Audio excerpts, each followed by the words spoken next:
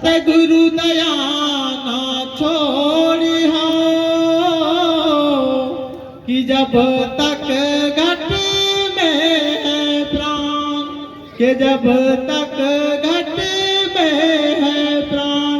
बोल दे परम पूज्य गुरु बाबा घासीदास की, सतनाम धर्म की। का बतावा गुरु के अमर कहानी ला, का सुनावा बाबा के अमर कहानी ला।